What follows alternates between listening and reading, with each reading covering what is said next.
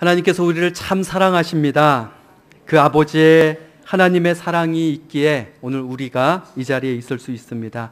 우리 옆 사람과 그 사랑의 인사를 나누겠습니다. 주님의 사랑으로 사랑합니다. 반갑습니다.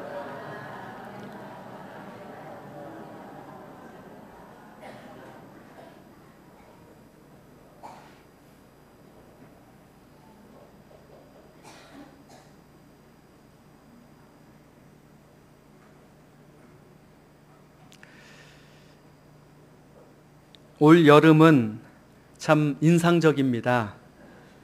선풍기나 에어컨들이 정말 불티나게 팔려나가고 에어컨을 힘들게 사더라도 설치하는 기사가 오지 않아서 또 며칠을 기다려야 되는, 가게에서는 수시로 얼음이 동이 나 버려서 사람들이 또 목이 타는 그러한 일들이 많이 있었습니다.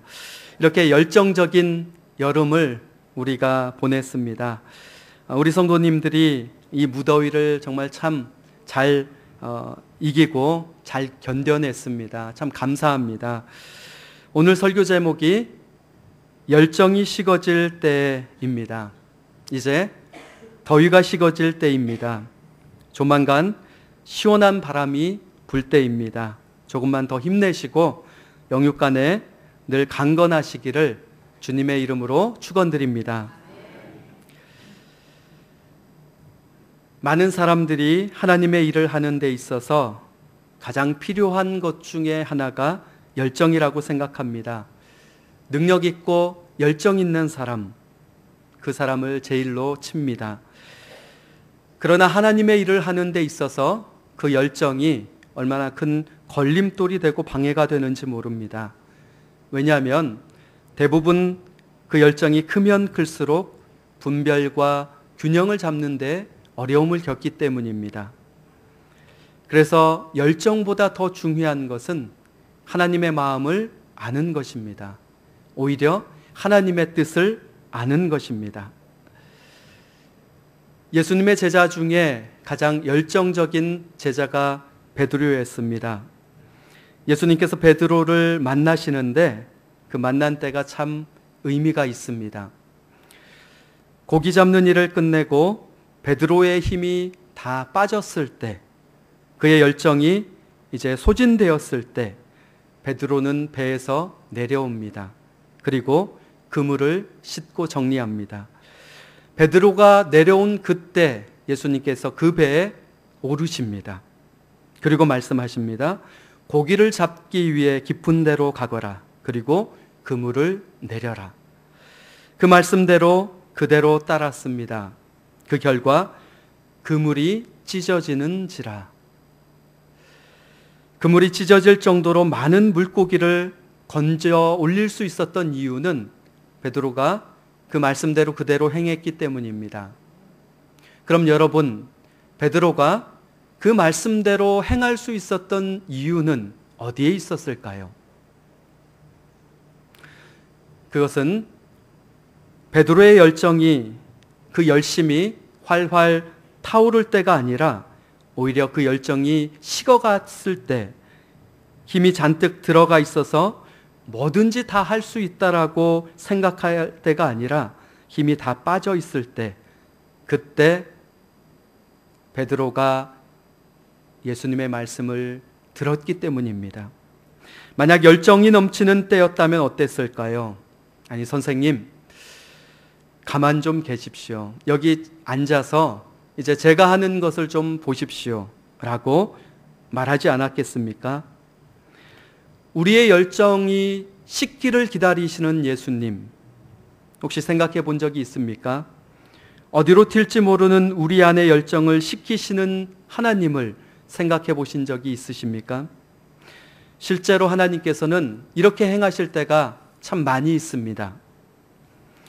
하나님께서 모세를 사용하시는데 자신의 의욕과 열정이 넘쳤던 40년의 시간을 기다리십니다.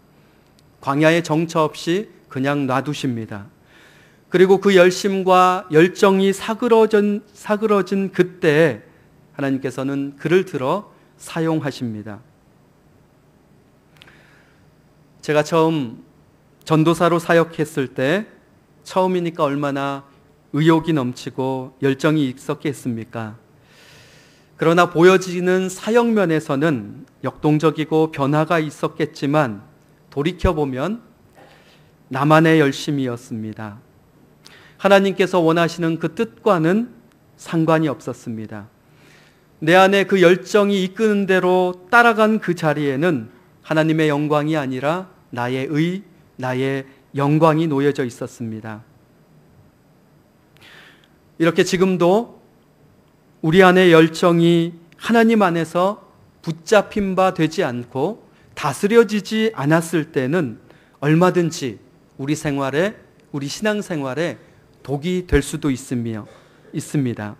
또한 하나님의 마음을 아프게 할 수 있습니다. 바울이 그랬지요. 그의 불타는 열정이 결국 교회를 핍박했습니다. 교회를 아프게 했습니다. 그 열정이 교회의 머리 대신 예수 그리스도의 마음을 찔렀습니다. 그러기에 오늘 내 안의 열정이 식어가고 있다라고 느끼시는 분이 있다면 감사하시기를 바랍니다. 하나님께서 일하시는 시간입니다. 우리의 열정을 만져주는 시간입니다. 우리의 열정이 하나님을 만나야 합니다. 하나님 앞에서 다스림을 받아야 됩니다. 우리의 열정이 새로워질 수 있는 아주 좋은 기회가 바로 내 안의 열정이 식어갈 때입니다. 이제 본문의 말씀을 통해서 이럴 때 내 안에 열정이 점점 식어져 가고 점점 건조해져 갈 때 그렇다면 나는 무엇을 할 수 있는가? 본문 말씀을 통해서 함께 살펴보겠습니다.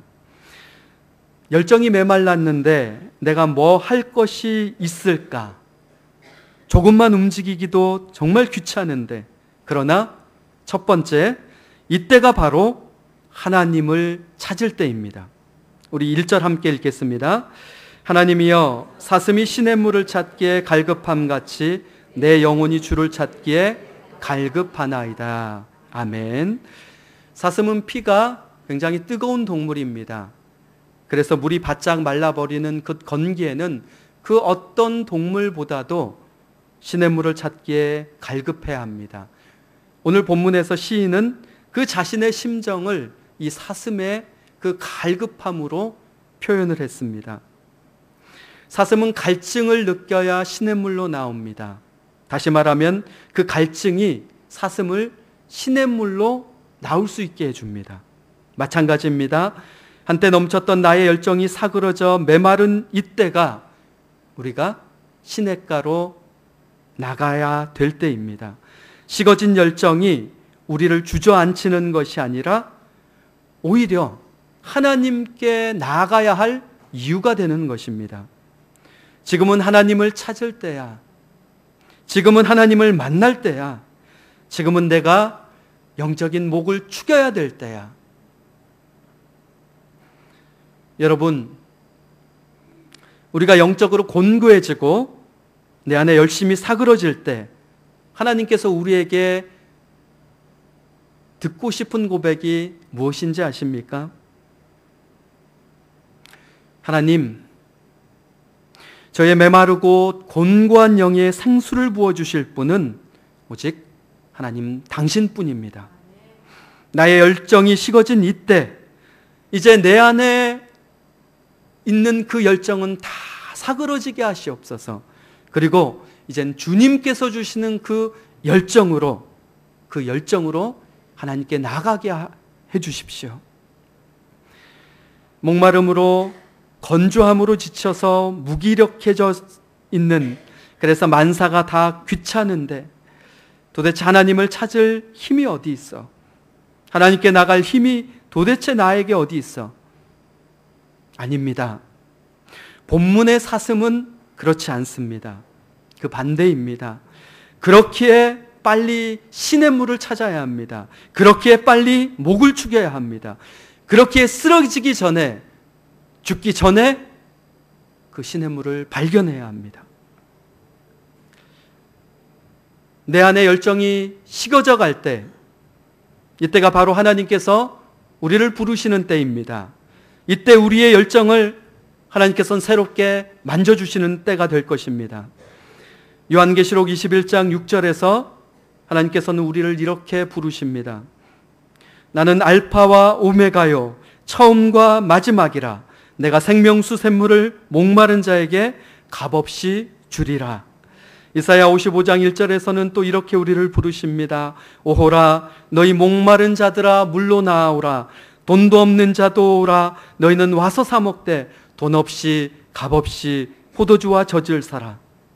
오늘 우리 주님이 우리를 부르시는 이 음성을 들으시고 하나님을 찾으시기 바랍니다. 두 번째, 이때는 소중함을 알게 하는 때입니다. 우리 4절을 함께 같이 읽겠습니다. 내가 전에 성의를 지키는 무리와 동행하여 기쁨과 감사의 소리를 내며 그들을 하나님의 집으로 인도하였더니 이제 이 일을 기억하고 내 마음이 상하는도다. 시인은 지금 예배를 드리고 싶어도 예배를 드릴 수 없는 그러한 상황에 처해 있습니다. 이런 상황이 오기 전에 예전에는 성일이 되면 무리를 인도하여 하나님의 전에서 찬송을 불렀던 그 아름다운 날을 회상하고 있습니다. 그 일을 생각하면 생각할수록 시인의 마음은 아파옵니다. 그렇다면 여러분, 시인은 왜 이렇게 과거의 아름다운 때를 회상하며 마음에 상하는 그 처지에 놓이게 된 걸까요? 이는 그가 아름다운 날들을 소중하게 여기지 않았기 때문입니다. 하나님께서는 자유롭게 예배할 수 있는 날을 주셨습니다. 마음껏 말씀을 볼 수 있는 시간을 주셨습니다. 영적으로 성장하고 자랄 수 있는 시간을 주셨습니다. 그러나 그것을 소중하게 여기지 않았습니다.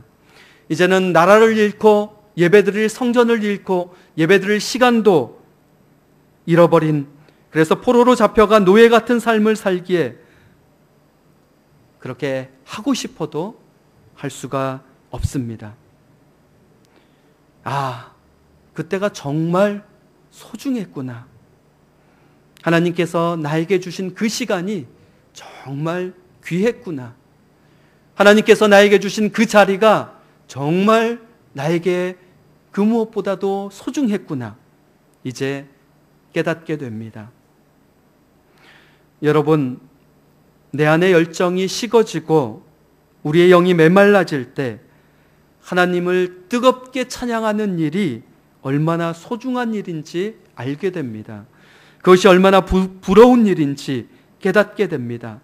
예배를 통해 은혜를 받는 사람을 보면은 얼마나 그것이 소중한지, 가슴을 치며 눈물을 흘리며 회개하는 사람을 보면서 내가 그렇게 할 수 없음에 그 일이 얼마나 소중한 일인지 다시 한번 절실하게 깨닫게 됩니다. 하나님을 사랑하는 마음, 그분께 드리기를 기뻐하는 마음, 자원함으로 봉사하는 마음, 낮아지는 것을 명예롭게 여기는 마음, 이것들이 얼마나 소중한지 그때 비로소 알게 됩니다. 왜요? 내 안에서는 이미 이것들이 희미해져 버렸기 때문입니다. 그래서 내 안에 하나님께서 주시는 새로운 열정이 솟아난다면 그때는 하나님께서 주시는 이 은혜를 소중히 여기게 될 것입니다. 예배당에 나오는 것 은혜입니다. 봉사할 수 있는 것 은혜입니다. 찬양하고 예배드리는 것이 얼마나 소중하고 얼마나 큰 은혜인지 모릅니다. 하나님께서 나를 대표 기도자로 세우신 것 얼마나 큰 은혜인지 모릅니다. 주님의 전에 와서 내가 청소할 수 있다라는 것 얼마나 큰 은혜인지 모릅니다. 하나님께서 나에게 주신 것, 그것이 크든 작든 귀하지 않은 것이 없습니다. 모두 다 소중합니다. 그런데 예전에 왜 그것을 몰랐습니까? 내가 나의 열정에 사로잡혀 있을 때 큰 것에 주목합니다. 화려한 것을 찾습니다. 남들에게 인정받는 것을 더 소중히 여깁니다. 그래서 남들이 인정해 주지 않으면 내 안의 열정이 화를 냅니다. 속상해합니다. 그리고 그 열정은 또 다른 칭찬과 인정을 향해 앞으로 돌진합니다. 여러분, 이런 열정, 이런 열심은 하나님께서 기뻐하시지 않습니다. 그래서 하나님께서 나의 열정을 식히는 시간을 가지게 됩니다. 그 열정의 방향을 수정해 주십니다. 다시 생기를 불어주시는 그 열정에는 이제 정말 중요한 것이 무엇인지를 알게 됩니다.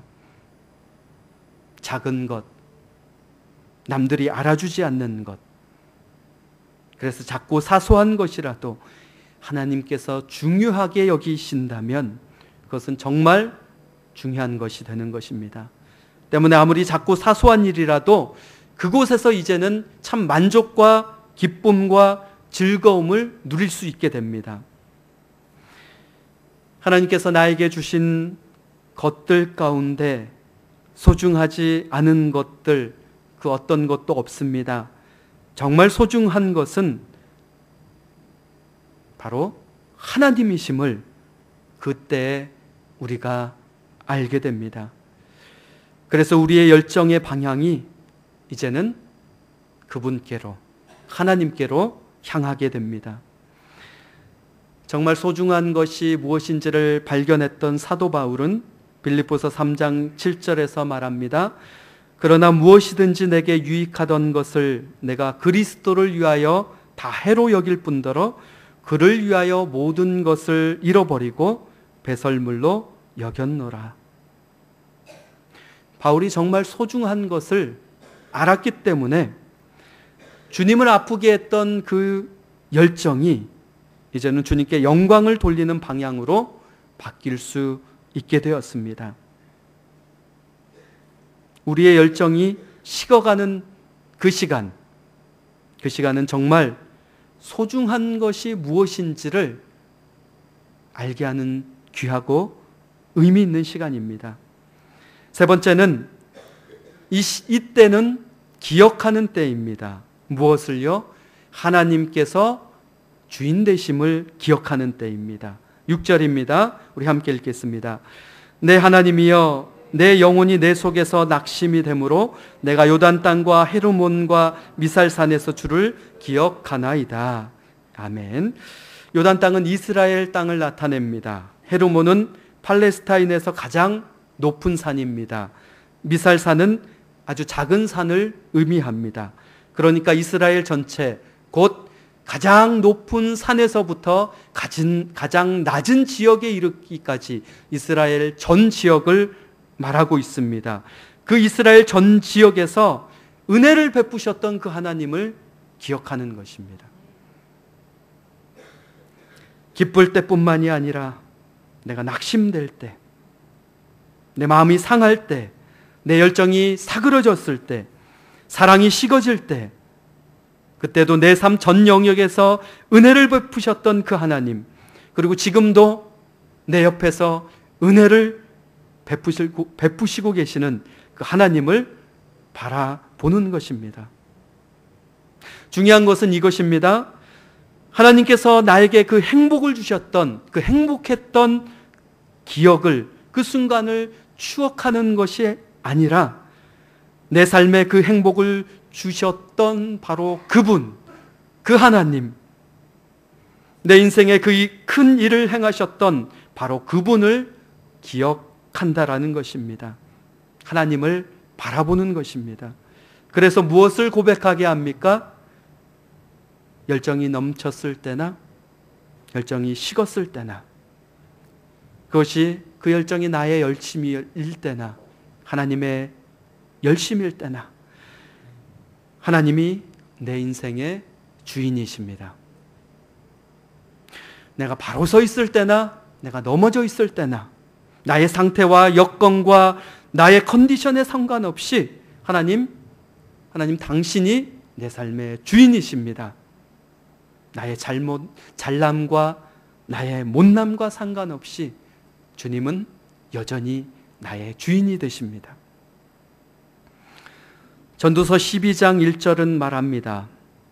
곤고한 날이 이르기 전에 나는 아무 낙이 없다고 할 해들이 가깝기 전에 너의 창조주를 기억하라. 우리가 이때 나의 주인이 누구이신지를 기억해야 합니다. 그래야 나의 열정이 향할 방향이 결정되는 것입니다.